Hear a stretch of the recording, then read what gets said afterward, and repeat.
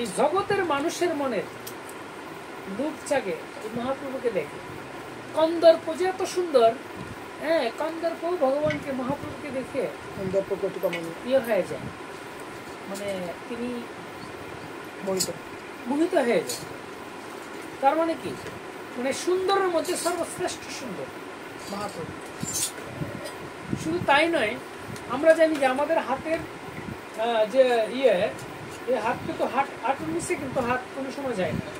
তো মহাপ্রভুর হাত ছিল কি হাঁটুর নিচে। কেন বলছে এই কি, জানু লম্বিত বাহু যুগল। জানু মানে কি, জানু মানে হলো হাঁটু, থোড়া, এটা অনেক লম্বা। আবার বাহু যুগল, এটা আবার এর চেয়ে আরো বেশি লম্বা।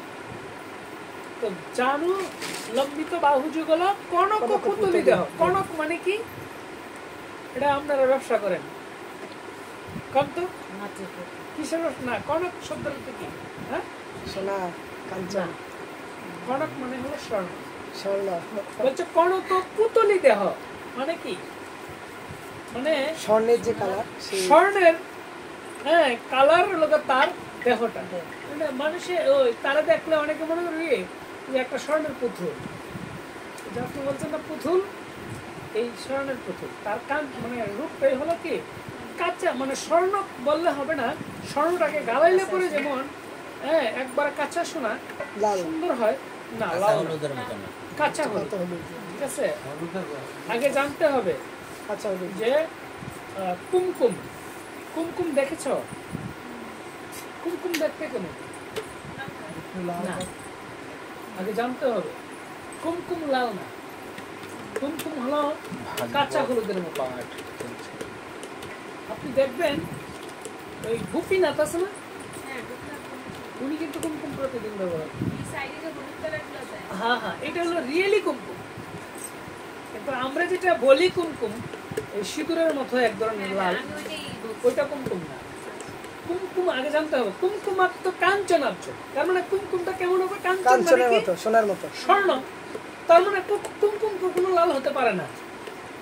যদি কেউ বলে যে লাল, তাহলে এটা সে 100% কি ভুল বলছে, সে জানে না। কিন্তু আগে জানতে হবে যে কুমকুম শব্দের অর্থ হলো কি সোনা, স্বর্ণের মতো, কাঁচা হলুদের মতো। এগুলো দেখবেন ওনারা এই কাঁচা হলুদটা ব্যবহার করেন। ঠিক আছে, তো এই রূপ দেখলে হচ্ছে জগমনোলোভা, মানে এই জগতের মধ্যে এত সুন্দর যে উনার সৌন্দর্যের কোনো। মহাপ্রভু দেখেন, ভগবান কৃষ্ণ কিন্তু দেখতে একটু কালো ছিল, কিন্তু মহাপ্রভু এই কলিযুগে তিনি রাধারানীর যে রূপ, হ্যাঁ, সেই রূপ নিয়ে তিনি এই ধরাধামে আবির্ভূত হয়েছে। এই জন্য উনি এত সুন্দর। আমি আমি আমি দেখি আমাদের প্রণয় প্রভু, মানে নাকটা অত্যন্ত সুন্দর। মানে উনি, মানে মহাপ্রভু যদি সাজানি হয়,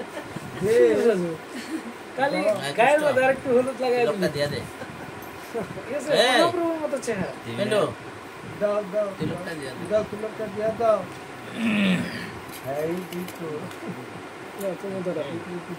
আচ্ছা, এখন আমরা